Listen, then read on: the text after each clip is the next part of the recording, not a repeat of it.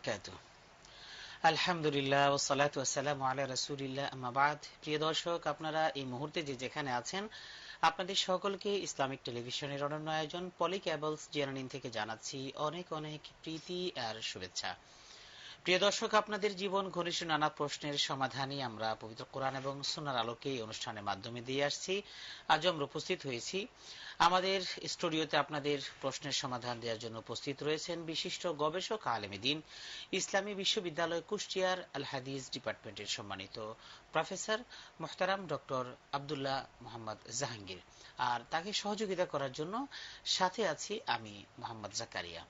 আসসালামু আলাইকুম ওয়া রাহমাতুল্লাহ। ওয়া আলাইকুম আসসালাম ওয়া রাহমাতুল্লাহ। মোহতারাম কেমন আছেন? আলহামদুলিল্লাহ, আপনি কেমন আছেন? জি আলহামদুলিল্লাহ। মোহতারাম, আমরা মূল অনুষ্ঠানে চলে যাচ্ছি, আমাদের দর্শক টেলিফোন অপেক্ষা করছেন। জি দর্শক, আসসালামু আলাইকুম। ওয়ালাইকুম আসসালাম। আমি চট্টগ্রাম থেকে আরিফ বলছি। জি। আমার প্রশ্ন ছিল আমরা আল্লাহ রং গ্রহণ করেছি, আল্লাহ রঙের থেকে রং কার কার হইতে পারে? এখানে আল্লাহ রং বলতে কি বোঝানো হয়েছে? আচ্ছা। আরেকটা প্রশ্ন আমার, জি, স্যারের কাছে, ওই স্যার একবার বলেছে যে নামাজ অক্ষর সহকারে করতে হবে। তো এখন আমার প্রশ্ন হয়েছে যে আমরা তো এখনকার শিক্ষা যে অনেক সময় ফজর নামাজ পড়তে আমাদের মানে একটু স্বপ্ন দোষের কারণে একটু ইয়ে হয়ে যায়, তো এটা তো এই অবস্থাকে আমরা কি নামাজ পড়তে পারবো? আচ্ছা। জি মোহতারাম কি বুঝেছেন এই প্রশ্নটা? জি আচ্ছা, জি ধন্যবাদ। ইনশাআল্লাহ আমাদের মোহতারামের কাছ থেকে জানবো ইনশাআল্লাহ। মোহতারাম, আমাদের ভাই আরিফ প্রথম প্রশ্ন করেছেন সিবগাতুল্লাহ, আল্লাহর রং বলতে কি বোঝানো হচ্ছে? জি আলহামদুলিল্লাহ, ওয়াসসালাতু ওয়াসসালামু আলা রাসূলিল্লাহ ওয়া আলা আলিহি ওয়া আসহাবিহি আজমাইন, আম্মা বাদ। আল্লাহর রং অর্থাৎ আল্লাহ তাআলা যে রং আমাদের দিয়েছেন, যে রঙে রঞ্জিত হতে বলেছেন, সেই আখলাক গুলো অর্জন করা, সেই চরিত্র অর্জন করা, আল্লাহর মহত্ব, আল্লাহর বড়ত্ব, আল্লাহর দয়া, আল্লাহর করুণা, এটা আমরা ইসলামের মূল বিষয় হলো আমরা আমাদের প্রকৃতিকে, আর মহান আল্লাহ তাআলা যে প্রকৃতি চান, তিনি যে বড়ত্ব, শ্রেষ্ঠত্ব, মহত্ব আমাদের ভিতরে দিতে বলেছেন, করুণা, দয়া, মানসিকতা, এগুলো যেন আমরা তৈরি করতে পারি, এটা হলো আল্লাহর রঙের একটা দিক। আর একটা দিক আছে, সেটা হলো ইহুদি খ্রিস্টান ধর্মে ব্যাপটিজম নামে একটা জিনিস আসে। ব্যাপটিজম অর্থাৎ তারা গোসল করিয়ে দিত। তারা বলতো ইসলামে গোসল নেই। এ ব্যাপারে রেভারেন্ড আব্দুল আহাদ দাউদ, তিনি ডেভিড বেঞ্জামিন ছিলেন, তিনি আর্মেনিয়ার বিশপ ছিলেন, বেশ প্রায় 1 শতক আগের কথা। উনি পর্যায়ক্রমে তিনি হিব্রু, ল্যাটিন, গ্রিক ইত্যাদি ভাষায় পণ্ডিত ছিলেন। তিনি বাইবেলের বিভিন্ন কপি, এডিশন পড়তে পড়তে এক পর্যায়ে তিনি ইউনিটেরিয়ান খ্রিস্টানে পরিণত হন, অর্থাৎ একত্ববাদী খ্রিস্টান। ত্রিত্ববাদকে তিনি অবৈধ এবং সম্পূর্ণ ইনজিল বিরোধী বলে মনে করেন। এরপর এক পর্যায়ে তিনি আমাদের ইসলামের সাথে পরিচিত হন এবং ইসলাম গ্রহণ করেন। তার নাম ছিল ডেভিড বেঞ্জামিন। তিনি মুসলমান হয়ে আব্দুল আহাদ দাউদ নাম রাখেন। তিনি মোহাম্মদ ইন দ্য বাইবেল নামে একটা বই আছে ওনার, অত্যন্ত গভীর গবেষণার বই। তো উনি বলছেন যে এই যে সিবগাতুল্লাহ, এটা হলো যে বাইবেলে এবং বিভিন্ন অধ্যায়ে যে সর্বশেষ পয়গম্বর যে আগুন দিয়ে মানুষকে পরিশুদ্ধ করবেন, এটাকেই, অর্থাৎ আগুন বলতে তিনি সম্পূর্ণ বিশুদ্ধ করে ফেলবেন মানুষকে, এটা বোঝানোর জন্য সিবগাতুল্লাহ বোঝাচ্ছে। তিনি মানুষকে ওই শুধু পানি দিয়ে নয়, জর্ডান নদীর পানিও নয়, কোন পুকুরে এনে গোসল করানোও নয়, তিনি সত্যিকার অর্থে মানুষের আত্মাকে পরিশুদ্ধ করবেন এমন একটা ঈমান দিয়ে, যেটাকে আল্লাহ তাআলা সিবগাতুল্লাহ বলেছেন। এটা ডেভিড বেঞ্জামিনের যে ব্যাখ্যা, এবং তিনি বাইবেলের বিভিন্ন উক্তি দিয়ে এটা প্রমাণ করার চেষ্টা করেছেন। জি জি ধন্যবাদ মোহতারাম। পরে যে প্রশ্নটি করেছেন আমাদের ভাই, সেটা যে শীতের দিনে যে নামাজ ওয়াক্তমতো পড়া, জি মোহতারাম আমরা একটা জানবো, একটু টেলিফোন নিয়ে নিচ্ছি। আসসালামু আলাইকুম ওয়া রাহমাতুল্লাহ। ওয়ালাইকুম সালাম ওয়া রাহমাতুল্লাহ। হুজুর, জি আমি রবিউল ইসলাম, চাঁপাইনবাবগঞ্জ বলছি। জি।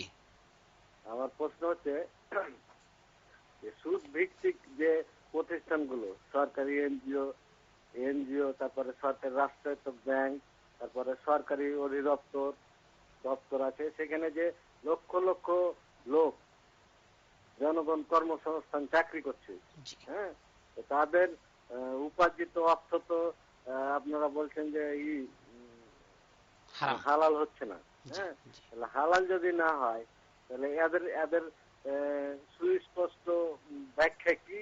হ্যাঁ, এরা কি করতে পারে, আপনাদের পরামর্শ কি? আর এদের হালাল উপার্জিত যদি অর্থ না হয় তাহলে তাদের এরা তো সবাই নামাজ রোজা সবই করে, এদের কোন কোন ইবাদত গুলো কবুল হয় আর কোন কোন ইবাদত গুলো কবুল হয় না? জি, আচ্ছা জি, ধন্যবাদ। আপনি দেখতে থাকুন, ইনশাআল্লাহ আমাদের মোহতারামের কাছে জানবো। জি মোহতারাম, যে ওয়াক্ত মতো জি নামাজ পড়ার জি, ব্যাপার। ওয়াক্ত মতো সালাত আদায় করতে হবে। এটা আমাদের, যেটা আমরা স্বপ্নদোষ বলি, এটা আমাদের জীবনের সাথে ওতপ্রোতভাবে জড়িত। এটা আসলে ইসলামে কোনো দোষ টোষ কিছু নয়, এটা আমি বারবারই বলছি। এটা ন্যাচারাল, প্রকৃতিগত একটা প্রক্রিয়া, যেটা হতেই পারে। এটা কোনো দোষ বা অন্যায়ের কিছু নয়। আমরা আমাদের সমাজে একদিকে ভয়াবহ অশ্লীলতাকে মেনে নিয়েছি, আরেকদিকে ন্যাচারাল যে প্রকৃতিগত বিষয়গুলো, এগুলো লজ্জার আবরণে দিয়ে দিয়েছি। এই জন্য ছেলে মেয়েদের সামনে যারা তখন গড়ে ওঠে, তাদের রিপ্রোডাক্টিভ হেলথ বা জীবন ঘনিষ্ঠ বিষয়গুলো আমরা বলি না, মনে করি লজ্জা পাই। জন্ম কিভাবে হয় আল্লাহ কোরআনে বলে দিয়েছেন, রাসূলুল্লাহ হাদিসে খুব স্পষ্ট বলেছেন, এগুলো বাচ্চারা বড় হওয়ার সাথে সাথে ন্যাচারালি শিখবে। কাজেই আমাদের প্রথম যেটা বুঝতে হবে যে স্বপ্নদোষ হলে গোসল করা, এটা বাবা মা আত্মীয় স্বজনের কাছে খুব বড় আয়েব মনে হয়। এই জন্য যুবকেরা গোসল করতে চায় না, যেন কেউ না জানে। অথচ এটা কোনো দোষই নয়। এটা সে যে বড় হচ্ছে, সে যে আল্লাহর বান্দাদের কাতারে চলে গেল, সে আল্লাহর জান্নাতি মানুষদের ভিতরে ঢুকে গেল। এতদিন শিশু ছিল, এখন বড় হয়েছে, সে আল্লাহর একজন মানে সত্যিকার বান্দা হয়েছে, এটার প্রমাণ। কাজে এই মানসিকতা ত্যাগ করতে হবে। স্বপ্নদোষ যুবক কিশোরদের হবেই 12-13 বছর সাবালকতা হওয়ার পরে। এটা খুব সহজভাবে গোসল করা, এটা মেনে নিতে হবে। এই মানসিকতা পরিবারকে তৈরি করতে হবে, তাদের সুযোগ দিতে হবে। যেমন মেয়েদের বিভিন্ন রকমের বয়সের সাথে সাথে তাদের স্রাব ইত্যাদি শুরু হয়, এটাকে লজ্জার আবরণ দিয়ে ধরে রাখলে কোনো লাভ হবে না। বরং এটা সহজভাবে, কোরআন যেভাবে বলেছে, হাদিস যেভাবে বলেছে, তাদেরকে শিক্ষা দিতে হবে। তবে সেই শিক্ষাটা ইউরোপের সুড়সুড়ি দেওয়া শিক্ষা নয়, ইসলামের শালীন শিক্ষার ভিতরে রাখতে হবে। দ্বিতীয় হলো যুবকদের জন্য যেটা, সেটা হলো আমাদের স্বপ্ন দোষ, যেটা আমরা বাংলায় বলি, এহতেলাম বলে আরবিতে। এটার জন্য আমাদের তাৎক্ষণিক গোসলের চেষ্টা করতে হবে, যদি গোসলের ব্যবস্থা থাকে। শীতের কারণে গোসল বাদ দেওয়া যাবে না। তবে যদি অসুখ হয়, অর্থাৎ নিউমোনিয়া হয়ে যাবে, ঠান্ডা লেগে যাবে, কাশি হয়ে যাবে, এই ধরনের ভয় থাকলে আমরা শরীরে নাপাক থাকলে ভালো করে ধুয়ে সেই জায়গাগুলো আমরা অজুর জন্য অজু করব, গোসলের পরিবর্তে তায়াম্মুম করে নেব। এটা হলো যদি আমাদের অসুখের ভয় থাকে। আর শুধু শীতের ভয়ে গোসল বাদ দেওয়া যাবে না। যুবকদের জন্য এই ধরনের সহজ শীত কোনো ব্যাপার নয়। তবে গোসলের যদি ব্যবস্থা না থাকে অথবা অসুখের ভয় থাকে, তাহলে তায়াম্মুম করা যাবে। তাছাড়া এখন তো মোহতারাম গরম পানি করার ব্যবস্থা জি, অ্যাভেলেবল আছে। আর যাদের গরম পানির ব্যবস্থা আছে তারা তো অবশ্যই গরম পানি দিয়ে গোসল জি করবেন। জি জি, ধন্যবাদ। আসসালামু আলাইকুম রাহমাতুল্লাহ। হ্যালো ভাইয়া, আসসালামু আলাইকুম। ওয়ালাইকুম আসসালাম। ভাইয়া, আমার প্রশ্ন হলো যে আমরা তাহাজ্জুদের সালাতটা ফরজের কতক্ষণ আগ পর্যন্ত পড়তে পারি? আরেকটা প্রশ্ন হলো ফজরের ভাইয়া, কতক্ষণ আগ পর্যন্ত? জি, হ্যাঁ ফজরের কতক্ষণ আগ পর্যন্ত। আরেকটা প্রশ্ন হলো ভাইয়া, আমি যখন কোরআন শরীফ পড়ি মাঝে মাঝে আমার ভুল হয়ে যায়, ওটাকে আমি বাংলায় বা আরবিতে মুখস্থ করে পড়ি, জি, এতে কি আমার গুনাহ হচ্ছে? এভাবে কি আমি কোরআন শরীফটা পড়বো না ছেড়ে দিব? আচ্ছা জি, জি, ধন্যবাদ। জি, আচ্ছা জি বোন, আপনি দেখতে থাকুন আমাদের মোহতারামের কাছ থেকে, ইনশাআল্লাহ আমরা এর জবাব জানার চেষ্টা করছি। জি মোহতারাম, এরপরে যে আমরা প্রশ্নটি পেয়েছি, আমাদের এক ভাই করেছেন, ভাই রবিউল ইসলাম চাঁপাইনবাবগঞ্জ থেকে, যে মোহতারাম সুদ ভিত্তিক চাকরি ব্যবস্থা আমাদের দেশে সর্বক্ষেত্রে এখন আমাদের এখান থেকে বা আমরা ওলামায়ে কেরাম যারাই বলেন, আপনারা বলেন, তো সেই কথার ভিত্তিতে তার বক্তব্য হলো সবই তো হারাম, অথচ তারা কিন্তু নামাজ পড়ছেন। তাহলে নামাজ পড়ছেন, সুদ খাচ্ছেন, তাহলে তাদের ইবাদতের কি অবস্থা হচ্ছে? আর এমন অবস্থা চলতে থাকলে তাদের করণীয় কি আছে? জি, সব সুদ ভিত্তিক নয়। মানে একটা প্রতিষ্ঠানের মূল লেনদেন হলো সুদ। আমার কাজ হলো সেখানে সুদ লেখা বা সাক্ষী দেওয়া। এটা হলো ব্যাংক এবং এনজিও। বাকি অন্যান্য প্রতিষ্ঠানে অনেক প্রতিষ্ঠান রয়েছে সরকারি, এগুলোতে সুদ মূল লেনদেন নয়। আমার কাজ করা। হয়তো তারা বিভিন্ন সময় সুদে, কিন্তু আমি সুদের বিনিময়ে পয়সা নিই না, সুদ খাই না, সুদ লেখি না, সুদের সাক্ষী হয় না। আমি আমার কাজ করি। তারা হয়তো বেতন আনেন অথবা ব্যবসা করেন, তার ভিতরে সুদ আছে, হালাল আছে, হারাম আছে। এই দ্বিতীয় ক্ষেত্রে কর্মচারী কর্মকর্তা যদি হালাল ব্যবসায় বা হালাল প্রতিষ্ঠানে চাকরি করেন, এটা কোনো সমস্যা নেই। প্রথম ক্ষেত্রে যে প্রতিষ্ঠানের কাজ একমাত্র ওই সুদ লেনদেন, সেক্ষেত্রে সুদ লেখা, সুদের সাক্ষী দেওয়া, এগুলো হারাম, যেটা রাসূলুল্লাহ সাল্লাল্লাহু আলাইহি ওয়াসাল্লাম বারবার বলেছেন। কাজে রাসূলুল্লাহ সাল্লাল্লাহু আলাইহি ওয়াসাল্লাম যেহেতু বলেছেন, আমরা সেটা আর উল্টাতে পারছি না, উল্টাতে চাচ্ছিও না। এই সমস্ত প্রতিষ্ঠানে ব্যাংক এবং এনজিওতে কাজ করা মোটেও উচিত নয়। মোমেনের চেষ্টা করা উচিত এটার বিকল্প তৈরি করা। দ্বিতীয় হলো যে যারা এখানে কাজ করেন তারা তাদের কিছু উপার্জন বৈধ, কিছু তারা সুদ খাচ্ছেন না, অনেক সময় সুদ লেখেন, অনেক সময় এনজিও গুলোতে জোর করে জুলুম করে সুদ আদায় করেন, তো এগুলো হারাম কাজ। বাকি কিছু কাজ আছে প্রশাসনিক যেগুলো হয়তো হারাম নয়, এজন্য তাদের উপার্জনের একটা অংশ হারাম হয়ে যাচ্ছে।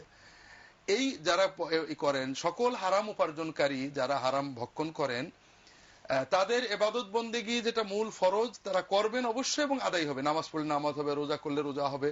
তবে যেটা মালি এবাদত অর্থাৎ দান সদকা আল্লাহর পথে ব্যয় করা, কোনো হারাম উপার্জন তার হালাল ছাড়া হারাম থেকে দিলে এটা কবুল হবে না। এটা ইচ্ছাকৃত দিলে ঈমান নষ্ট হওয়ার ভয় থাকে। আর যে অন্যান্য ইবাদত গুলো নামাজ রোজা হজ যাকাত ইত্যাদি গুলো যেটা করছেন, এটার মূল ফরজ আদায় হলেও তার কোন সওয়াব বরকত দোয়া কবুল, হারাম উপার্জনের যেটা বড় সমস্যা যে যারা হারাম ভক্ষণ করেন, হারাম টাকার কাপড় পরেন, তাদের ইবাদত অর্থাৎ দোয়াটা আল্লাহ কবুল করবেন না। আল্লাহর সাথে যে বান্দার মূল সম্পর্ক দোয়া, আল্লাহকে ডাকা, এগুলো তারা মাহরুম হবেন।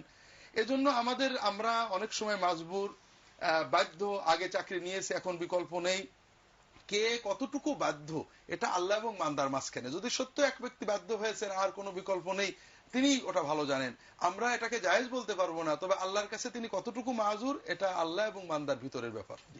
ধন্যবাদ মোহতারাম। আমাদের এক বোন জানতে চেয়েছেন যে তাহাজ্জুদ নামাজ ফজর নামাজের কতক্ষণ আগ পর্যন্ত পড়া যায়?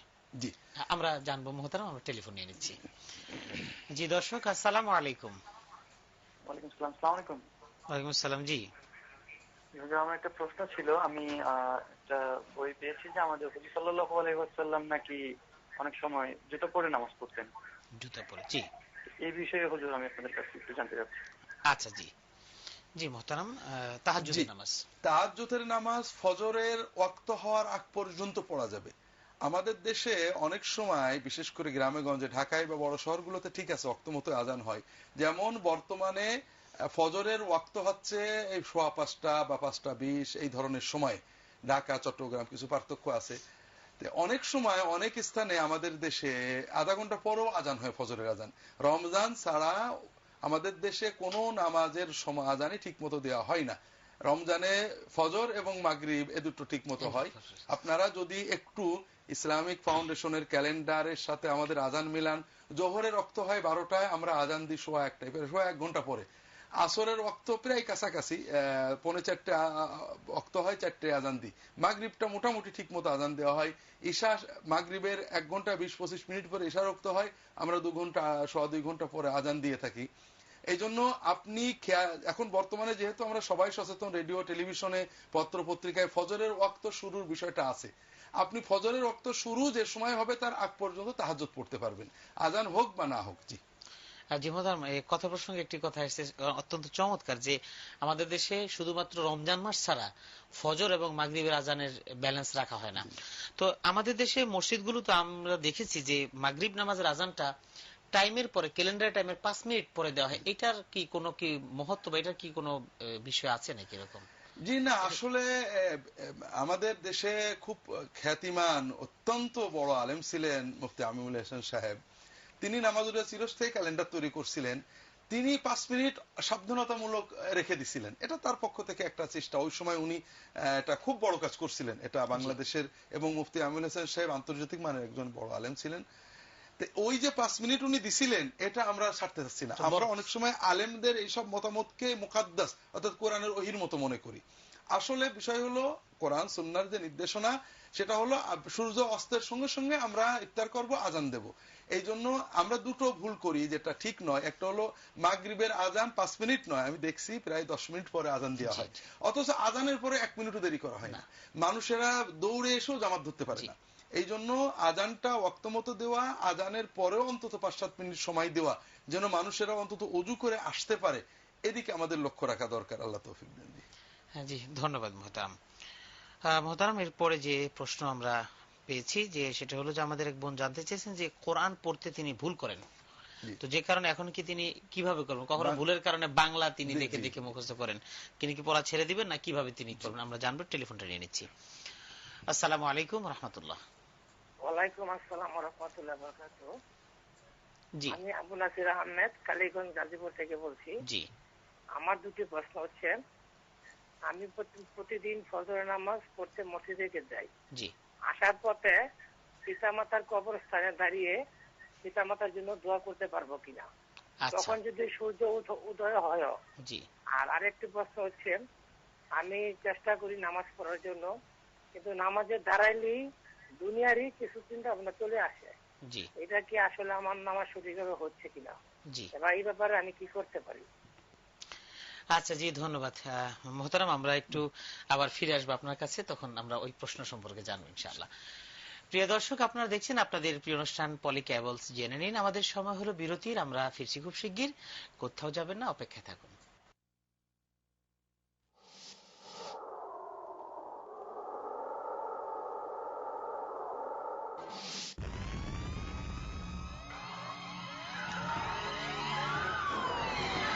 দুর্ঘটনা,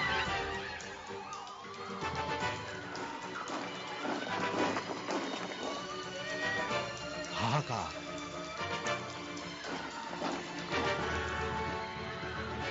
দায়ী কে? শর্ট সার্কিট জনিত অগ্নিকাণ্ড থেকে আপনার প্রতিষ্ঠানকে রাখুন নিরাপদ। পলি কেবলস, প্রতি সংযোগে নিরাপত্তা। তুই যেদিন জন্মালি প্রথম কার স্পর্শ পেয়েছিলি মনে আছে? একটু একটু করে বড় হতে থাকলো তোর চোখ, চুল, ছোট্ট হাত পা গুলো। ছোটাছুটিতেই কাটতো তোর সারাটা দিন, কিন্তু সেই স্পর্শটা সব সময় সতেজ করে রাখতো তোকে। আজ তোর প্রথম সন্তান আসছে পৃথিবীতে, তোর মতোই সজীব থাক চিরকাল। তাই তো সোনামণির জন্য আমার ছোট্ট উপহার। থ্যাংক ইউ মা। সেরা অলিভের বিশুদ্ধতায় তৈরি লুসি অলিভা আসে স্পেন থেকে। লুসি অলিভা, মমতার প্রথম স্পর্শ।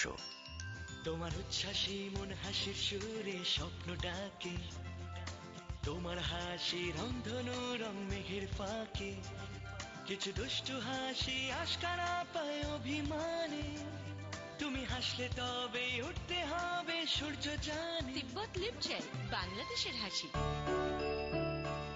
তুই যেদিন জন্মালি প্রথম কার স্পর্শ পেয়েছিলি মনে আছে? একটু একটু করে বড় হতে থাকলো তোর চোখ, চুল, ছোট্ট হাত পা গুলো। ছোটাছুটিতেই কাটতো তোর সারাটা দিন, কিন্তু সেই স্পর্শটা সব সময় সতেজ করে রাখতো তোকে।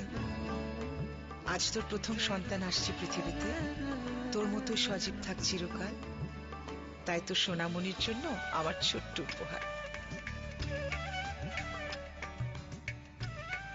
থ্যাংক ইউ মা। সেরা অলিভের বিশুদ্ধতায় তৈরি লুসি অলিভা আসে স্পেন থেকে। লুসি অলিভা, মমতার প্রথম স্পর্শ। শীতের ত্বকের সুরক্ষার চ্যালেঞ্জে স্বাগতম। চ্যালেঞ্জ হলো বরফ ঘরে 24 ঘন্টা। এবার ফলাফলের পালা।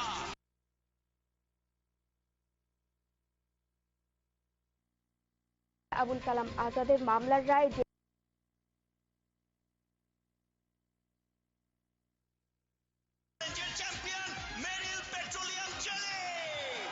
পেট্রোলিয়াম জেলি, শীতের champion.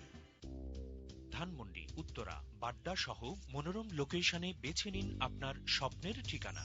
House and home limited, better living. আকাশ ছোঁয়ার শুধু বলছি তোমায় ভালোবাসবে।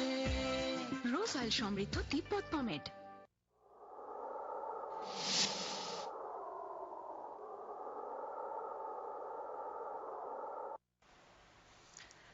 প্রিয় দর্শক, বিরতির পর আরেকবার স্বাগতম আপনাদের সকলকে আপনাদের প্রিয় অনুষ্ঠান পলি কেবলস জেনে নিনে।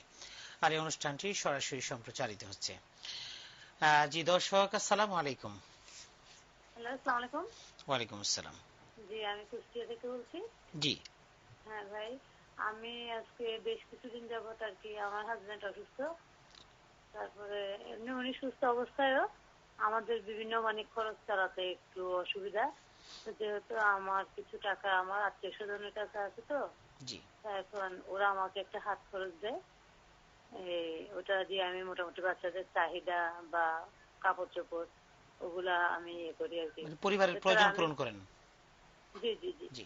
এখন এটা কি মানে ন্যায়সঙ্গত কিনা বা ইসলামিক দৃষ্টিতে এটা কতটুকু মানে আমি হালালের ব্যাপারটা বলতেছিলাম আর কি। আচ্ছা জি জি, ধন্যবাদ। আপনি দেখতে থাকুন, আমাদের মোহতারামের কাছ থেকে আমরা জানবো ইনশাআল্লাহ। জি মোহতারাম, বিরতির আগে একটি প্রশ্ন আপনার কাছে আমরা উপস্থাপন করেছিলাম যে কোরআনের ব্যাপারে, কোরআন পড়ার ব্যাপারে, যেটা আমাদের সমাজে কিন্তু খুব অহরহ চলছে। বাংলা উচ্চারণে কোরআন পড়া। জি, বাংলা উচ্চারণে কোরআন পড়া ভয়ঙ্কর অন্যায়। আপনারা কোরআন যদি উচ্চারণ করে পড়তে না পারেন, কোরআনের অর্থ পড়বেন। আর কি করবেন, আলহামদুলিল্লাহ এখন টেকনোলজির উন্নতির কারণে আমরা সিডি এবং মেমোরি কার্ড, মোবাইলের ভিতরে পুরো কোরআন মুখস্থ ভরে রাখা যায়। আপনি শুনবেন, বিশুদ্ধ তেলাওয়াত শুনবেন, অর্থ সহ অর্থ ছাড়া মন দিয়ে শুনবেন, এটাতে পূর্ণ সওয়াব পাবেন। কিন্তু কখনোই বাংলা উচ্চারণে কোরআন পড়বেন না। আপনি পড়বেন, আর যদি আরবি পড়তে না পারেন, সমস্ত প্রশংসা আল্লাহ তাআলার, যিনি বিশ্ব জগতের প্রতিপালক, আপনি সওয়াব পাবেন কোরআনের অর্থ পড়ার। অথবা পড়বেন আলহামদুলিল্লাহি রাব্বিল আলামিন আরবিতে, কিন্তু বাংলা উচ্চারণে আপনি যদি আলহামদুলিল্লাহি রাব্বিল আলামিন, তাহলে আপনি ভয়ঙ্কর গুনাহ করলেন, ঈমান নষ্ট হওয়ার মতো, আপনি আল্লাহকে গালি দিয়েছেন। কারণ আরবি কথাগুলো, যেমন বাংলা কথাগুলো ইংরেজিতে পড়া যায় না। অনেক সাউন্ড আছে যেটা বাংলায় আছে, যেমন আমি, আপনি ইংরেজি বললে হামি, তোমাকে আমরা ইংরেজিতে তু লিখতে পারবো না, টি দিয়ে লিখতে হবে তোমাকে, তাহলে তো ওটা আর তোমাকে হলো না। এই জন্য আরবি উচ্চারণটা কখনোই বাংলায় প্রকাশ করা যায় না। কোরআনের ক্ষেত্রে সতর্ক হন। এই যে বইগুলো কোরআনের নিচে বাংলা উচ্চারণ দেয়, এগুলো বর্জন করুন।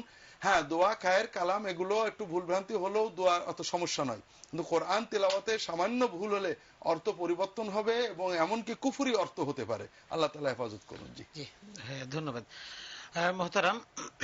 আমাদের আরেক ভাই প্রশ্ন করেছেন যে তিনি শুনেছেন যে কোন কোন হাদিস থেকে বর্ণনা এসেছে যে, এবং কেউ কেউ বলেছেন যে রাসূল সাল্লাল্লাহু আলাইহি ওয়াসাল্লাম কখনো কখনো জুতা পরে নামাজ পড়েছেন। আসলে এই ব্যাপারটা কি? জি জি ভাই, আসলে জুতা পরে নামাজ পড়েছেন তাই না, নামাজ পড়তে বলেছেন। তবে এখানে নেয়াল শব্দ বলা হয়েছে। নেয়াল মানে পাদুকা, স্যান্ডেল জাতীয় যেগুলো, আর বুট জাতীয় জুতাগুলোকে হেদা বলা হয় আরবিতে। বিষয়টা হলো যে আমরা অনেক সময় জুতা খোলাটাকে মানে পবিত্রতা, মানে ধর্মীয় স্যাংসিটি মনে করি আর কি। অর্থাৎ কোথাও গেলে, যেমন শহীদ মিনারে গেলে জুতা খুলবো, জুতা খোলাটা কোনো দরবারে গেলে জুতা খুলবো, জুতা খোলার ভিতরে একটা পবিত্রতা, ভক্তি আছে মনে করি। এটা হলো ইহুদি খ্রিস্টানদের বিষয়। ইসলামে রাসূলুল্লাহ সাল্লাল্লাহু আলাইহি ওয়াসাল্লাম নিজে বলেছেন, ইহুদিরা জুতা খুলে ইবাদত করে, তাদের ইবাদত গাহে জুতা খুলে যায়, তোমরা তাদের বিরোধিতা করো, তোমরা জুতা পরেই ইবাদত করবে। যদি জুতাতে নাপাকি না থাকে, জুতা পরে নামাজ পড়া যাবে। এই জন্য জুতা, আমরা মসজিদে বাংলাদেশে অনেক ওয়াজ মাহফিলে, দরবারে যেও মানুষ জুতা খোলে, মনে করে জুতা পায়ে দিলে বেয়াদবি হয়। অথচ রাসূলুল্লাহ সাল্লাল্লাহু আলাইহি ওয়াসাল্লাম মসজিদে নববীতে নিজে জুতা পায়ে নামাজ পড়েছেন, সাহাবীরাও জুতা পায়ে নামাজ পড়েছেন। এখনো আপনারা যখন হজে যান দেখবেন হেরেম শরীফের ভিতরে তাওয়াফের সময় জুতা পরতে হচ্ছে। জুতাই যদি নাপাকি না থাকে, ময়লা না থাকে, জুতা পরে মসজিদে প্রবেশের, নামাজ পড়ার কোনো নিষেধাজ্ঞা নেই। রাসূলুল্লাহ সাল্লাল্লাহু আলাইহি ওয়াসাল্লাম নিজেও করেছেন, ইন্টেনশনালি করেছেন, বলেছেন যে ইহুদিরা রীতি বানিয়েছে যে জুতা খোলো। কারণ আল্লাহ তাআলা যখন তুর পাহাড়ে মুসা আলাইহিস সালাম যান, জুতা খুলতে বলেছিলেন। এই জন্য তাদের ধর্মে জুতা খোলাটাই ধর্মের অংশ।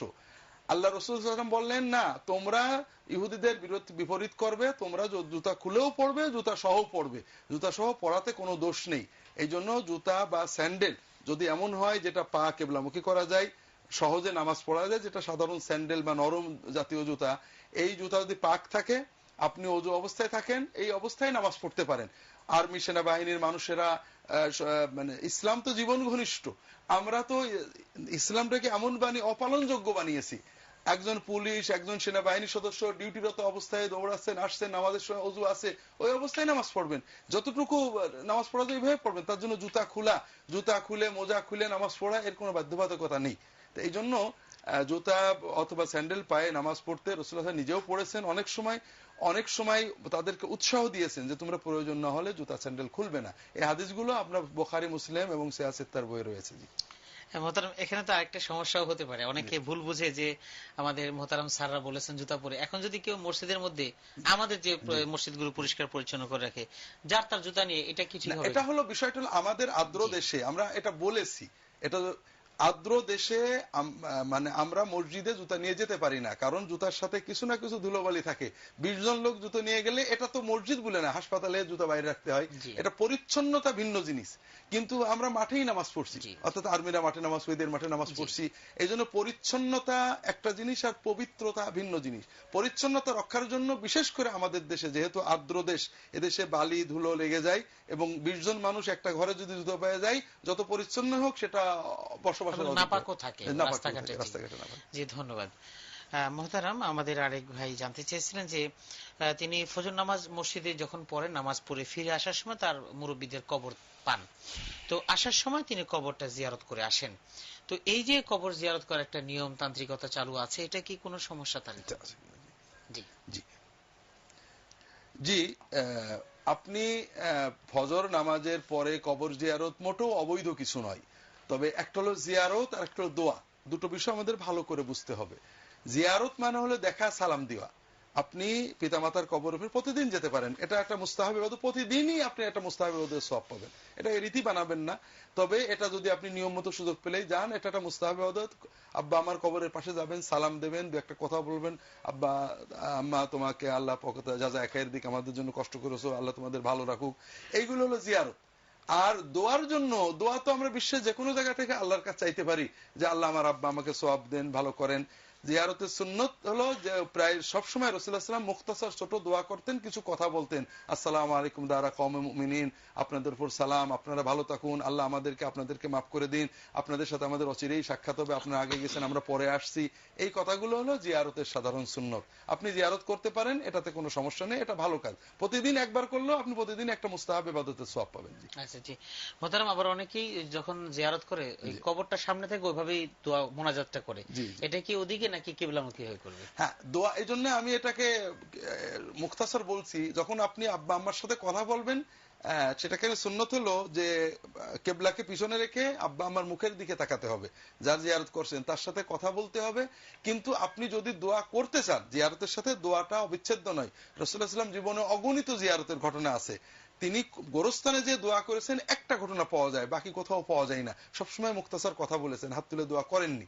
যদি আপনি হাত তুলে দোয়া করতে চান তাহলে কেবলামুখী হয়ে করবেন, কারণ কেবলামুখী হওয়া দোয়ার আদব। আর আপনি কথা বলছেন তো এবার আল্লাহর সাথে, এখন তো আর বাপ মার সাথে বলছেন না, আল্লাহর সাথে কথা বলার ক্ষেত্রে কেবলামুখী হওয়া আদব। আর আপনি একটা প্রশ্ন করেছিলেন যে সূর্য উদয়ের সময় জিয়ারত করায়, দোয়া করায় কোনো সমস্যা নেই। জি মোহতারাম, এরপরে যে প্রশ্নটি করেছেন যে নামাজে যখন দাঁড়ান তখনই তার আজে বাজে চিন্তা চলে আসে, এটা আমাদের অনেকেরই হয়, এর থেকে বাঁচার কি উপায়? আর এই চিন্তা আসলে কি নামাজের কোনো ক্ষতি হবে কিনা? আসলে শয়তানের একটাই ডিউটি আছে, আমাদেরকে নামাজ থেকে বা ইবাদত থেকে বিমুখ করা। কাজেই সে এগুলো আনবেই, এগুলো আসাটা স্বাভাবিক। এগুলো যে আপনার আসার কারণে খারাপ লাগছে, এটা আপনার ভালো ঈমান প্রমাণ করে। একজন এসে বলছে রাসূলুল্লাহ, ইয়া রাসূলুল্লাহ, আমার মনে এমন সব কথা আসে যে যেগুলো মুখ দিয়ে বলার আগে আগুনে ঝাঁপ দিতে রাজি। বলে তাহলে বোঝা গেল তোমার ঈমানটা ঠিক আছে, যে মনে আসে মুখে বের হয় না, মনে কষ্ট পাও। তো এটা স্বাভাবিক, প্রত্যেকেরই আসে। হযরত সম্ভবত ওসমান ইবনে আবিল আস রাদিয়াল্লাহু তাআলা আনহু রাসূলুল্লাহ সাল্লাল্লাহু আলাইহি ওয়াসাল্লামের কাছে এসে বলেন, ইয়া রাসূলুল্লাহ, আমি নামাজে গেলে দুনিয়ার আজেবাজে কথা আসে। রাসূলুল্লাহ বলেন, এটা হলো একটা শয়তান, তার নাম হলো খিনজিব। এ কি করে? মানুষের নামাজের ভিতরে বিভিন্ন কথা বলে। এর জন্য দুটো একটা আমল আছে। প্রথম যেটা রাসূলুল্লাহ শিখিয়েছেন, আপনি যখন নামাজের ভিতরে অন্যান্য চিন্তা আসে, দুনিয়ার অনেক চিন্তা, আপনি আউযু বিল্লাহি মিনাশ শাইতানির রাজিম বলে বাম কাঁধের দিকে থুতু দেওয়ার মতো ফুঁক দিবেন আর কি, এভাবে। এরকম করলে এই ওয়াসওয়াসা কেটে যাবে ক্রমান্বয়ে, আপনার নামাজে মনোযোগ আসবে। দ্বিতীয় যেটা আমাদের করতে হবে সেটা হলো নামাজে আমাদের মন দিয়ে প্রাণবন্ত নামাজ পড়তে হবে। আমরা তো অটো নামাজ পড়ি, মানে যেটা আমাদের কম্পিউটারের অটো বুটিং এর মতো, অর্থাৎ টিপে দিয়ে আল্লাহু আকবার বলার পরে কিভাবে নামাজ হয়ে যায় টের পাই না। এটাকে অতিক্রম করতে হলে আমাদেরকে নামাজের সুবহানাল্লাহ, সুবহানাকা আল্লাহুম্মা থেকে শুরু করে দোয়া মাসুরা পড়তে অল্টারনেট করতে হবে। এক একদিন এক এক দোয়া পড়বো, দোয়াগুলোর অর্থ জানবো, এক একদিন এক এক সূরা পড়বো। নিয়ত থাকবে আজকের নামাজে আমি এই সানা পড়বো, এই দোয়া পড়বো, সেজদায় এই দোয়া করবো, রুকুতে এই তাসবিহ করবো। এগুলো খেয়াল থাকলে দেখবেন এই অমনোযোগিতা অনেকাংশে কেটে যাবে। এর ভিতরে অমনোযোগী আসবে, কিন্তু এর ভিতরেও আপনি দেখবেন ক্রমান্বয়ে নামাজে গভীর মনোযোগ আসা আপনার অভ্যাসে পরিণত হয়ে যাবে। আল্লাহ তৌফিক দেন। জি ধন্যবাদ। মোহতারাম, আমাদের আরেকজন দর্শক প্রশ্ন করেছেন যে স্বামী অসুস্থ, তার কিছু টাকা আছে, সেই টাকাটা তিনি দিয়ে কিছু লাগিয়েছেন, সেখান থেকে আয় পান, সেখান থেকে সংসার চলে। আমরা বিষয়টা জানবো, টেলিফোন নিয়ে নিচ্ছি। আসসালামু আলাইকুম। ওয়ালাইকুম আসসালাম। আসসালামু আলাইকুম। সালাম। জি জি ভাইয়া, আমি জানতে চাচ্ছিলাম যে আমার মেয়ে আপনার এই অক্টোবর মাসের 3 তারিখে মারা গেছে। ওর নাম রাখা হয়েছিল তানহা বিনতে হাসান। জি জি, ওর এই নামের অর্থটা আমি হুজুরের কাছে জানতে চাচ্ছিলাম, আর আকীকা সম্পর্কে। আর আরেকটা প্রশ্ন হচ্ছে আমার, যে আমি যদি কোনো বাচ্চা পালতে চাই, মানে হিন্দু ধর্মের কোনো বাচ্চা যদি আমি পালা নিয়োগ করি, তবে এটা কি জায়েজ হবে কিনা এই সম্পর্কে একটু জানাবেন। আর আরো আমার একটা প্রশ্ন, যে আমি নামাজে যখন দাঁড়াই তখন আমার মেয়ের কথা খুবই। জি আচ্ছা, জি আমরা 3 নম্বর প্রশ্নটা যদিও যতটুকু শুনেছি আমরা বুঝেছি, এবং এইটার প্রশ্নের উত্তর আমাদের মোহতারাম কিছুক্ষণ আগে দিয়েছেন। তারপর আমরা মোহতারামের দৃষ্টি আকর্ষণ করছি ইনশাআল্লাহ, যে মোহতারাম যে স্বামী অসুস্থ, এখন স্ত্রীর যে টাকাটা আছে সেই টাকাটা আত্মীয় স্বজনের কাছে দিয়েছে, তারা ওই টাকা নিয়ে ব্যবসা বাণিজ্য করছে, সেখান থেকে কিছু লাভ দিচ্ছে, এখন সেই টাকা দিয়ে তিনি সংসার চালাচ্ছেন, এটা কি ঠিক হচ্ছে কিনা? হ্যাঁ, যদি এমন হয় যে আপনার টাকা আত্মীয় স্বজনদেরকে দিয়েছেন, তারা আপনাকে লাভ বলতে সুদ দেন, তাহলে এটা তো একটু বেশ আপত্তিকর বিষয় হয়ে গেল। আপনি যদি টাকাটা আত্মীয় স্বজনের কাছে শরিয়া সম্মত ভাবে দেন, সেটা হলো খুব সহজ। শরিয়া যেমন, আমরা একটা প্রাণী আসার মেরে ফেললাম, হারাম হয়ে গেল, জবাই করে মেরে ফেললাম, হালাল হয়ে গেল। শরিয়া পালন খুবই সহজ। আপনি টাকা দিয়েছেন, একজনের কাছে 2 লাখ টাকা আছে, সে আপনাকে প্রতি মাসে 2000 দিয়ে যায়, এটা সুদ হয়ে গেল। আর যদি সে বলে যে আমার প্রতি মাসে যে লাভ হবে, সেই লাভের থেকে আমি একটা অংশ তোমাকে দেব, সেই অংশটা উনি হিসাব করে দেন যে আমার লাভ হয়েছে 20,000 টাকা, তোমাকে প্রতি মাসে আমি আমার যা লাভ হয় লাভের 5%, 10%, 20% দিয়ে যাব। উনি হিসাব করে যদি লাভের অংশ দেন, লাভ লসের অংশ দেন, তাহলে এটা বৈধ হয়ে গেল। এটা নির্ভর করে শুধু এই যে দিচ্ছেন যে নিচ্ছেন তার আন্তরিকতার উপরে, আমরা দিন মানতে চাই কিনা। একজন নারী একজন পুরুষ একসাথে থাকলে হারাম, একটু সাক্ষী সহ কালেমা পড়ে নিলে এটা বৈধ হয়ে যায়। লেনদেন একটু যদি আমরা শরিয়া মেনে চলি, হালাল হয়ে যায়। তো এটা হলো প্রথম বিষয়, যে আপনি আপনার আত্মীয়দের কাছে টাকা রেখেছেন, সে টাকা দিয়ে সংসার চালাচ্ছেন, এটা খুবই ভালো। আপনি দুটো সওয়াব পাচ্ছেন, সদাকার সওয়াব পাচ্ছেন, আত্মীয়তার সওয়াব পাচ্ছেন। কারণ আপনার স্বামী অসুস্থ, অসচ্ছল, আপনি যেটা খরচ করছেন এটা কিন্তু আপনার উপর ফরজ ওয়াজিব নয়। স্বামী সন্তানদের খরচ করার স্ত্রীর কোনো দায়িত্ব নেই। এজন্য আপনি এই খরচের মাধ্যমে দানের সওয়াব পাচ্ছেন, সদাকার সওয়াব পাচ্ছেন, আত্মীয়তা অর্থাৎ সন্তান স্বামীর আত্মীয়তা রক্ষার, তাদের সেবা করার সওয়াব পাচ্ছেন। তবে উপার্জনটা যেন হালাল হয়, এদিকে লক্ষ্য রাখতে হবে। জি, ধন্যবাদ। প্রিয় দর্শক, আপনারা দেখছেন আপনাদের প্রিয় অনুষ্ঠান পলি কেবলস জেনে নিন, আর এই অনুষ্ঠানটি সরাসরি সম্প্রচারিত হচ্ছে। জি দর্শক, আসসালামু আলাইকুম। আসসালামু আলাইকুম। ওয়ালাইকুম আসসালাম। জনাব, আমি একটা প্রশ্ন করতে যাচ্ছি। জি, টেলিভিশনের ভলিউমটা একটু কমিয়ে নিন। জি, প্রশ্ন করুন। এটা হচ্ছে ওই বাংলাদেশের কোথায়ও তাহাজ্জুদ নামাজের আযান দেওয়া বৈধ কিনা? বৈধ হলে তার দলিল, অবৈধ হলে তারও দলিল। আচ্ছা, জি ধন্যবাদ, আমরা মোহতারামের কাছ থেকে জানবো ইনশাআল্লাহ। প্রিয় দর্শক, আপনারা দেখছেন আপনাদের প্রিয় অনুষ্ঠান পলি কেবলস জেনে নিন। আমাদের সময় হলো বিরতির, আমরা ফিরছি খুব শিগগির, অপেক্ষায় থাকুন।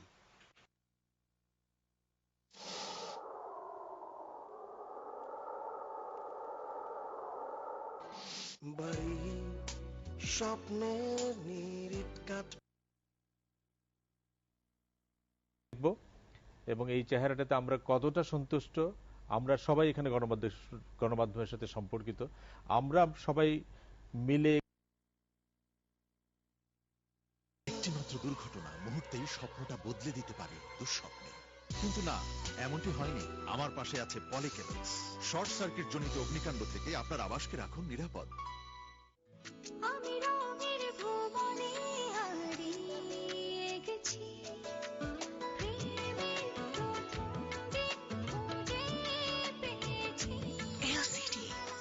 LED 3D TV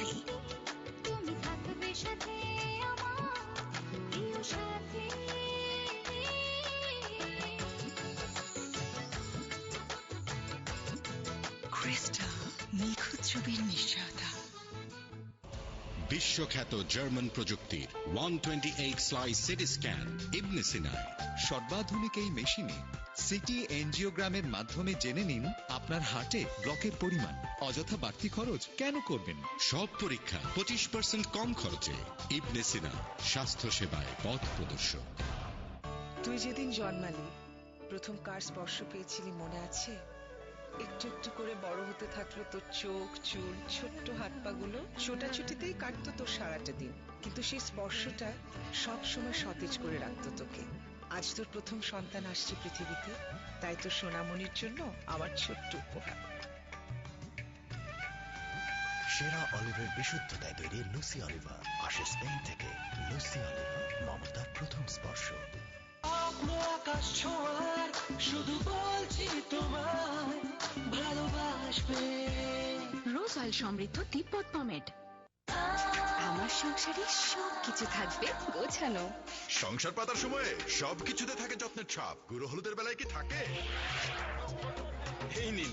এটা কি খাগড়াছড়ি হলুদ? হলুদে কারকেমেন ঠিক আছে তো? আর এসেনশিয়াল অয়েল? লিভার স্টোমাক ঠিক থাকবে তো? ঘষে ঘষে পাথরের গুঁড়া দিলে কিন্তু আসে খাগড়াছড়ি থেকে। আর্দ্রতা 8 ভাগ, ডাস্ট 0 ভাগ। পালভারাইজেশন পদ্ধতিতে গুঁড়ো করা 25 ডিগ্রি তাপে। স্বাদ, গন্ধ, রং থাকে অটুট। অটুট থাকে কারকিউমিন, যা হলুদের আসল উপাদান। প্রাণ হলুদ, দেখে শুনে বুঝে নিন। সাধারণ ডিটারজেন্ট পাউডারের ব্যবহারে আপনি যখন ক্লান্ত ও হতাশ, ঠিক তখনই আপনার চাই ফাস্ট ওয়াশ ডিটারজেন্ট পাউডার, যার ফ্লোরোসেন্ট সাদা কাপড়কে করে ব্রিলিয়ান্ট সাদা, আর এর কালার গার্ড কাপড়ের রঙকে রাখে নতুনের মতো ঝকমকে।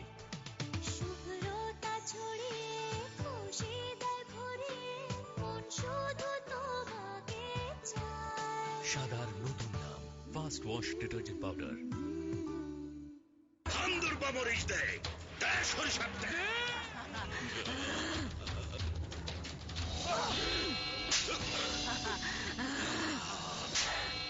ভেজাল, তোর সরিষার তেলের মধ্যেই তো ভূত। তোর দরকার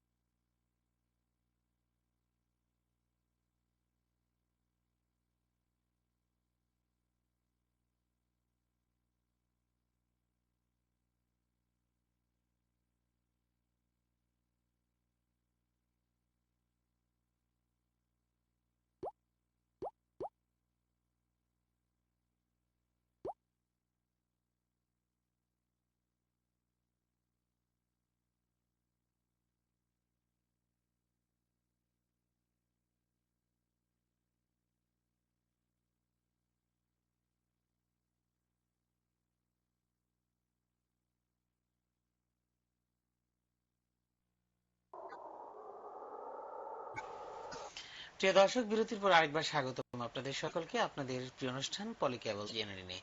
আর এই অনুষ্ঠানটি সরাসরি সম্প্রচারিত হচ্ছে। মহতারাম, আমরা বিরতির আগে একটি প্রশ্ন পেয়েছিলাম। আমাদের একজন বোন জানতে চেয়েছেন যে তার মেয়ে, তার নাম তানহা বিনতে হাসান, তিনি মারা গিয়েছেন। তার নাম রাখা হয়েছে ঠিকই, কিন্তু তার আকিকা করা হয়নি। তার জন্য কি আকিকা করা লাগবে কিনা? আর সেই সাথে তিনি নামের অর্থ জানতে চেয়েছেন, যদিও আমরা এখান থেকে নামের অর্থ বলি না, তারপর উনি বলে ফেলেছেন। তো এই বিষয়ে মোহতারাম আপনার দৃষ্টি আকর্ষণ করছি। জি, আপনি প্রশ্ন করেছেন মেয়ের আকিকা। জি না, কেউ মারা গেলে আর তার আকিকা করতে হয় না। আকিকা জন্মের 7ম দিনে করতে হয়। আমরা এটা অনেক সময় অবহেলা করি। একটা সন্তান জন্মের যে পিওর আনন্দ, আকিকার উদ্দেশ্য দুটো, একটা আনন্দ, কৃতজ্ঞতা, আর একটা হলো তার জন্য দানের মাধ্যমে তাকে বিপদ মুক্ত করা। এবং এটা মানে যত তাড়াতাড়ি করা যায়, আর রাসূল সাল্লাল্লাহু আলাইহি ওয়াসাল্লাম এটার জন্য 7ম দিনকে সময় দিয়েছেন। আমরা সবাই এটা চেষ্টা করি, এটা আমরা বিভিন্ন আনুষ্ঠানিকতার নামে অনেক পিছিয়ে ফেলি। চেষ্টা করতে হবে 7ম দিনে এটা করার, পরেও করা যেতে পারে, তবে মৃত্যুর পরে আর করার প্রয়োজন নেই। আমরা দোয়া করি আপনার মেয়ের জন্য, আল্লাহ আপনাকেও সবর দান করেন, আপনাকে সন্তান দান করেন, দোয়া করি। আর সন্তান পালন করা, আপনি বলেছেন হিন্দুর মেয়ে পালন করা, বিষয়টা হলো যে আপনি কোনো মানুষ পালন করায় দোষ নেই, কিন্তু সে আপনার কন্যা হবে না, আপনার স্বামীর কন্যা হবে না, তার পিতা মাতার পরিচয় জানতে হবে। 1 নম্বর, তাকে আপনাকে আপনি পালন কর্মে তাকে মুসলমান করতে হবে, কিন্তু তার পিতা মাতার পরিচয় তাকে জানতে দিতে হবে। তার অধিকার এটা যে তার পিতা মাতাকে সে জানবে, চেনবে। এখন সে যদি যেতে চায় যে না আমি পিতা মাতার ধর্মে চলে যাব, আপনি বাধা দিতে পারবেন না। এই জন্য এই জটিলতার মাধ্যমে আপনার উচিত নয় যে অন্য ধর্মের কাউকে জোর করে ধর্মান্তর করা অথবা তাকে লালন পালন করা।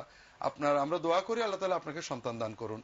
কারো সন্তান পালাটা অবৈধ নয়, এটা নেক কাজ, একজন মানুষকে সাহায্য করা, কিন্তু তাকে আপনার সন্তান পরিচয় দেওয়া বা কাগজে পত্রে আপনার সন্তান বলে দাবি করা এটা বৈধ নয়। জি হ্যাঁ, জি ধন্যবাদ। আসসালামু আলাইকুম। হ্যালো, আসসালামু আলাইকুম। ওয়ালাইকুম আসসালাম। আমার একটা দুটো প্রশ্ন আছে, যে আমরা যে রাস্তা দিয়ে হাঁটি, রাস্তার পাশে প্রায় অনেক গোরস্থান দেখি, কবর দেখে থাকি। তো আমরা তো বলি যে লেখা আছে, যে একটা বইতে লেখা আছে যে কবর দেখলে বলতে হবে আসসালামু আলাইকুম ইয়া আহলাল কবর। এই উচ্চারণটা কি ঠিক আছে? আর এটা বললে কি কোনো সওয়াব আছে, বা না বললে কি কোনো গুনাহ হবে কিনা? আর একটা প্রশ্ন, আমার ছেলের বয়স 3 বছর।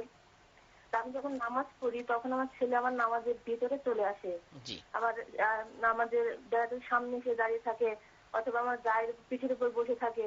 অনেক সময় হাত দিয়ে এটাকে সরিয়ে দিই। এটা কি আমার নামাজের কোনো ত্রুটি হবে? মানে আমাকে পুনরায় নামাজ শুরু করতে হবে কিনা? আচ্ছা, জি জি জি জি ধন্যবাদ বোন, আমরা মোহতারামের কাছ থেকে জানবো ইনশাআল্লাহ। মোহতারাম, আরেকটা প্রশ্ন আমাদের, জি মোহতারাম, আমাদের হাতেও সময় অল্প, আমরা খুব সংক্ষেপে উত্তর দিতে চাচ্ছি। যে সেটা হলো যে তাহাজ্জুদের যে আজান, একটা কথা বলেছে আমাদের ভাই, যে তাহাজ্জুদ বৈধ না অবৈধ বাংলাদেশে, বৈধ হইলে দলিল, অবৈধ হইলেও দলিল। বিষয় হলো তাহাজ্জুদের আজান বলে আসলে কিছু নেই। আরব দেশে যেটা দেয়া হয়, রাসূলুল্লাহ সাল্লাল্লাহু আলাইহি ওয়াসাল্লামের সময়ে 2টো আজান হতো। ফজরের কিছুক্ষণ আগে একটা হতো, অল্প কিছুক্ষণ আগে। রাসূলুল্লাহ সাল্লাল্লাহু আলাইহি ওয়াসাল্লাম বলেছেন যেন যারা তাহাজ্জুদ পড়তে শুরু করেছে তারা যেন একটু রেস্টে যেতে পারে, যারা ঘুমিয়ে আছে তারা যেন উঠে আসতে পারে। এরপরে অল্প কিছু পরে আবার আরেকটা আজান হতো, ফজরের সুবহে সাদিকের পরেই। এই জন্য তাহাজ্জুদের আজান বলে এটা নয়, কারণ তার আগেই মানুষ তাহাজ্জুদ শুরু করবে। তাহাজ্জুদ তো অনেক আগেই শুরু করা যায়। আর এই আজান দেওয়ার কোনো জরুরত নেই। আরব দেশে প্রচলন আছে, হাদিসে আছে, এটা কেউ করেছে, এটা দোষ নয়। আবার এটা বাংলাদেশে নতুন করে শুরু করতে হবে, এটার কোনো জরুরত নেই। এই জন্য এটা সহজ একটা বিষয় নিয়ে আমাদের সমাজে বিভ্রান্তি তৈরি করার দরকার নেই। আসলে ফজরের আজানের আগে আরেকটা আজান দেওয়া হবে কিনা, এটা ফুকাহারা মতভেদ করেছেন। তারা বলেছেন রাসূলুল্লাহ সাল্লাল্লাহু আলাইহি ওয়াসাল্লাম প্রথম দিকে এরকম হতো, কেউ বলেছেন না দুটোই দেওয়া যাবে। আর এই ধরনের ক্ষেত্রে এই ধরনের ছোটখাটো মতভেদকে যে দেশে নেই সে দেশে চালু করা, অথবা যে দেশে আছে সে দেশ থেকে ওঠানোর চেষ্টা করা, এগুলো ঠিক নয়। জি তাছাড়া এখন স্যার মোহতারাম আমাদের এখানে যদি শুরু হয় তাহলে তো মানুষ বিভ্রান্তি পড়ে যাবে, উঠে ফজর নামাজ পড়ে ঘুমিয়ে পড়বে। জি দেখা যাবে ফজর নামাজই হলো না। আল্লাহ হেফাজত করুন। মোহতারাম, আমাদের আরেক বোন জানতে চেয়েছেন যে রাস্তার পাশে চলাফেরার পথে অনেক সময় রাস্তার পাশে কবরস্থান দেখা যায়, সেখানে লেখা আছে যে ওই আসসালামু আলাইকুম ইয়া আহলাল কুবুর। তো এই যে সালাম দেওয়ার এই যে শব্দটা, এই শব্দটা কি ঠিক? জি, প্রথম আমি যেটা বোন যে দ্বিতীয় প্রশ্ন করেছেন খুব ভালো লেগেছে, নবীজির একটা সুন্নত মনে আসছে সাল্লাল্লাহু আলাইহি ওয়াসাল্লাম। তা আমি দুটোই বলবো। প্রথম কথা হলো যে হ্যাঁ আপনার উচ্চারণ ঠিক আছে, সালাম না দিলে কোনো গুনাহ নেই, দিলে সওয়াব আছে। কবর জিয়ারত মুস্তাহাব ইবাদত, কোন গোরস্থানের সামনে দাঁড়িয়ে আধা মিনিটের জন্য আসসালামু আলাইকুম ইয়া আহলাল কুবুর অথবা দারা কওমি মুমিনিন মুখতাসার দোয়া করে চলে যাবেন, আল্লাহ তোমাদের ভালো রাখুক। এটা একটা মুস্তাহাব কাজ, না করলে কোনো গুনাহ নেই। আপনি দ্বিতীয় যে প্রশ্ন করেছেন, আপনাকে আর সময় দিচ্ছি না কারণ সময় খুব অল্প। জি জি জি ধন্যবাদ। সেটা হলো আপনি যেটা করেছেন, রাসূলুল্লাহ সাল্লাল্লাহু আলাইহি ওয়াসাল্লাম সেটা করতেন। রাসূলুল্লাহ সাল্লাল্লাহু আলাইহি ওয়াসাল্লাম নামাজে দাঁড়াতেন, হাসান বা তার ছোট ভাই হুসাইন তার সামনে আসতো, সেজদায় গেলে পিঠের উপর বসতো। একবার তো ফরজ নামাজেই বসছেন, রাসূলুল্লাহ প্রথম সেজদা করেছেন, দ্বিতীয় সেজদা করে আর ওঠেন না, সাহাবেরা বসে শুয়ে সেজদা আর ওঠেন না, অনেক দেরি করে দ্বিতীয় সেজদাটা প্রথম সেজদা থেকে অনেক লম্বা করেছেন। পরে নামাজের পরে বললেন যে আমার নাতি এসে পিঠে বসছিল, তা আমি আর সহজে তাকে নামাতে চাইলাম না, একটু সুযোগ দিলাম আনন্দ করার। তা আর যে ইসলাম জীবন ঘনিষ্ঠ, রাসূলুল্লাহ সাল্লাল্লাহু আলাইহি ওয়াসাল্লাম তার নাতিকে কোলে নিয়ে নামাজ পড়তেন, নামাজে দাঁড়াতেন কোলে নিয়ে, সাজদায় যাওয়ার সময় নামিয়ে দিতেন, আবার দাঁড়িয়ে কোলে নিতেন। অনেক সময় কেবলার দিকে দরজা খুলে দিতেন, কাজে আপনার ছেলে নামাজের ভিতরে আপনার সামনে আসবে, আপনার পাশে আসবে, আপনি হাত দিয়ে সরিয়ে দেবেন, কোলে তুলে নেবেন। তবে কেবলা থেকে মুখ সরাবেন না, অপ্রয়োজনে কোনো হাত পা নাড়বেন না, এটাই যথেষ্ট। ইসলাম জীবন ঘনিষ্ঠ, জীবনের সাথে জড়িত। আপনাদেরকে আগেও বলছি, রাসূলুল্লাহ সাহাবী উটের লাগাম ধরে নামাজ পড়ছেন, আর উট জোরে টান দিলে 2-1 পা হাঁটছেন। উপস্থিত নতুন মুসলমানরা খুব টিটকারি মারছে, দেখো হুজুরের অবস্থা দেখো। উনি বললেন যে আমি আবু বারজা আসলামী রাসূলুল্লাহ সাল্লামের সাথে এত বছর যুদ্ধ করেছি, এটাই ইসলাম শিখিয়েছে আমাদেরকে যে নামাজও পড়ো, উটটার দিকেও খেয়াল রাখো। তো এই জন্য নামাজের ভিতরে মোটেও নড়াচড়া যাবে না, প্রয়োজনে কিছু করা যাবে না, এটা নয়। নামাজের ভিতরে বাচ্চা কোলে নিতে পারে।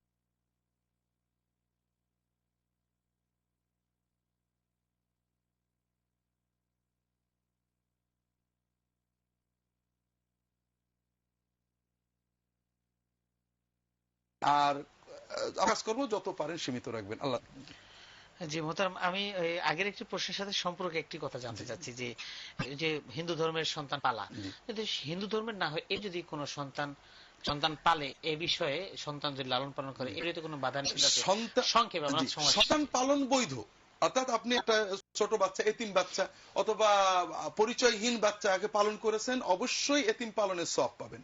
অথবা তার বাবা মা আছে, তারপর আপনি নিয়ে পালন করেছেন, ছোট বাচ্চা আদরকে কিন্তু একটা হলো সে আপনার সন্তান নয়, বড় হলে তার সাথে পর্দা করা ফরজ হয়ে যাবে, আপনার সন্তানরা তার সাথে পর্দা করবে, এবং তার পরিচয়টা কার পিতা, তার পিতাকে মাতাকে এই পরিচয় তাকে অবশ্যই জানাতে হবে এবং কাগজে কলমে থাকবে। তাকে এই পরিচয় জানতে বাধা দেওয়া তার অধিকার নষ্ট করা। আচ্ছা জি, ধন্যবাদ মোহতারাম। আমাদের হাতে আর সময় নেই, বিদায় নিতে হচ্ছে। আপনাকে অনেক অনেক মোবারকবাদ। বারাকাল্লাহু ফিকুম। প্রিয় দর্শক, আমরা অনুষ্ঠানের শেষ প্রান্তে চলে এসেছি, আপনাদের কাছ থেকে বিদায় নিচ্ছি। আগামী অনুষ্ঠানে আপনারা আমাদের সাথে থাকবেন ইনশাআল্লাহ, এবং আমরাও আপনাদের সামনে হাজির হব সেই প্রত্যাশা রাখছি, এবং সেই সাথে কোরআন এবং সুন্নাহই হোক আপনার আমার সকলের জীবনের একমাত্র পাথেয়, এই কামনা। আল্লাহ হাফেজ। আসসালামু আলাইকুম ওয়া রাহমাতুল্লাহি ওয়া বারাকাতুহু।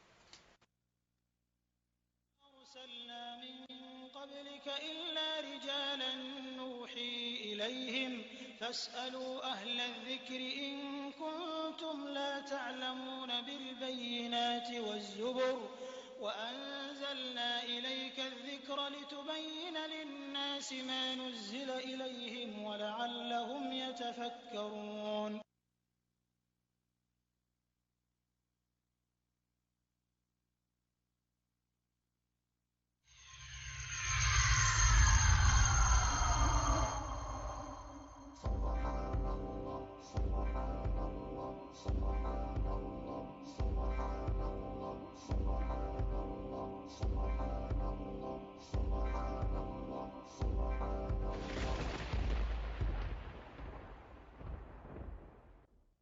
ইসলামিক টিভি, একটি সুন্দর পৃথিবীর জন্য।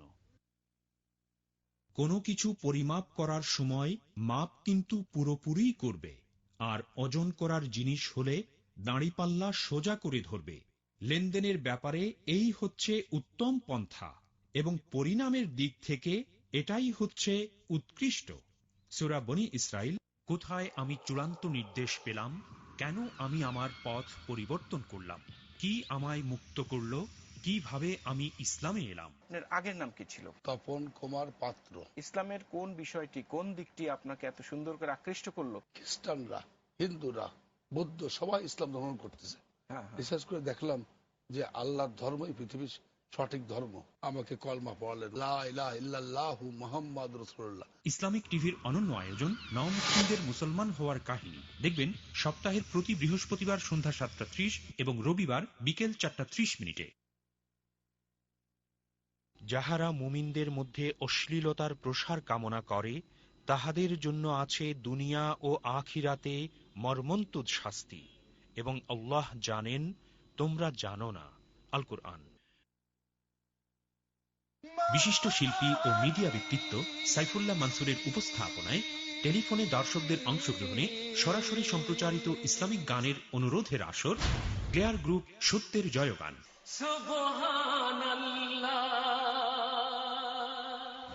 রাসূল ইসলামের পুরো জীবনটাই কিন্তু আমাদেরকে ধারণ করতে হবে। কোরআনের কিছু আয়াত মানবে আর কিছু তুমি মানবে না, এই সুবিধাবাদ জিন্দাবাদে মুমিন হওয়া যাবে না রে, মুমিন হওয়া যাবে না।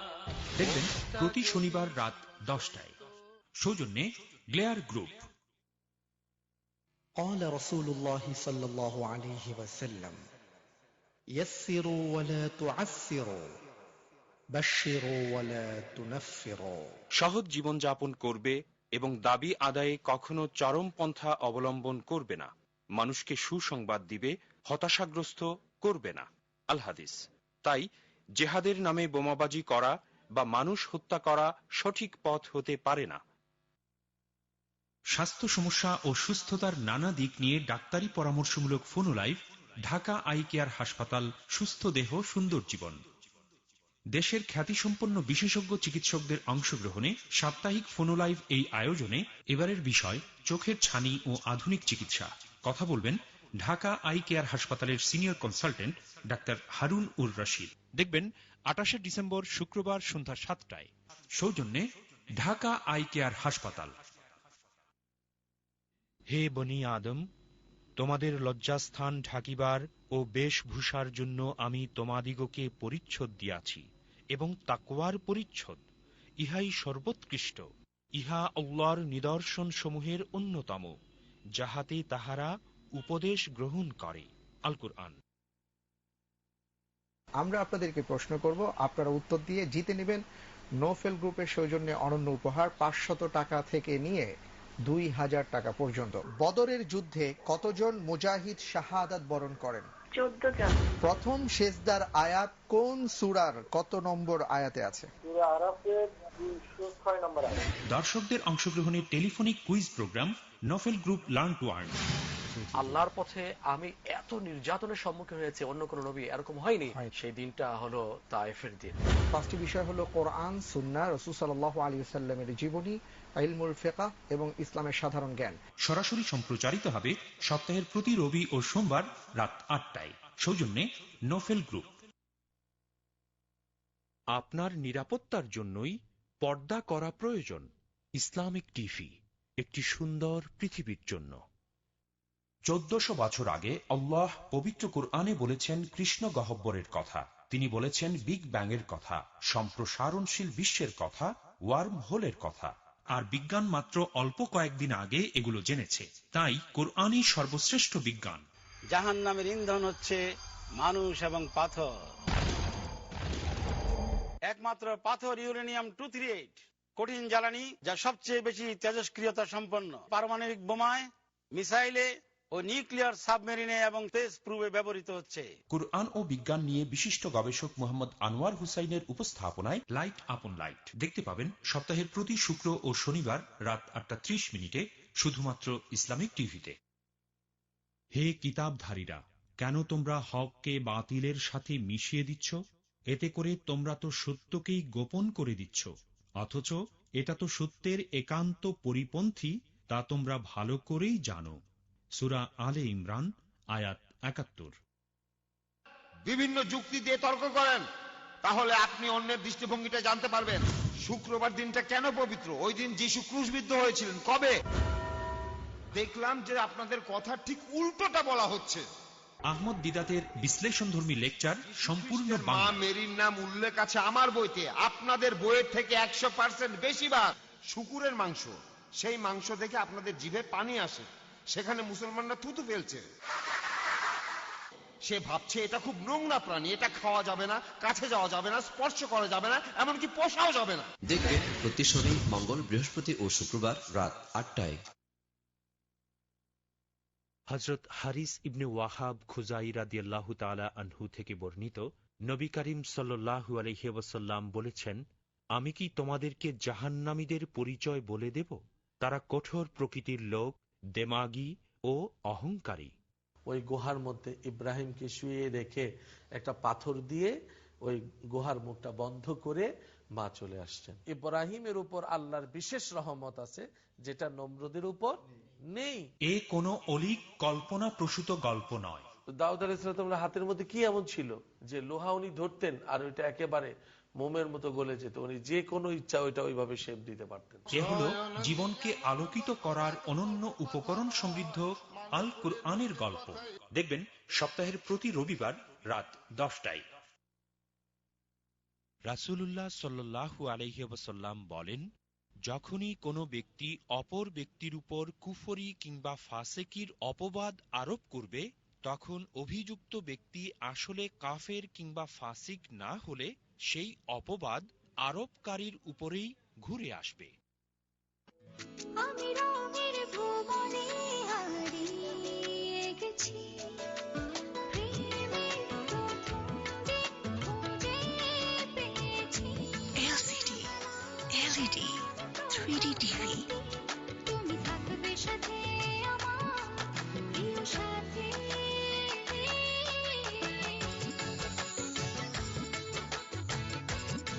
ক্রিস্টাল, নিখুঁত ছবির নিশ্চয়তা। বিশ্বখ্যাত জার্মান প্রযুক্তির 128 স্লাইস সিটি স্ক্যান ইবনে সিনায়। সর্বাধুনিক এই মেশিনে ব্রেইন, চেস্ট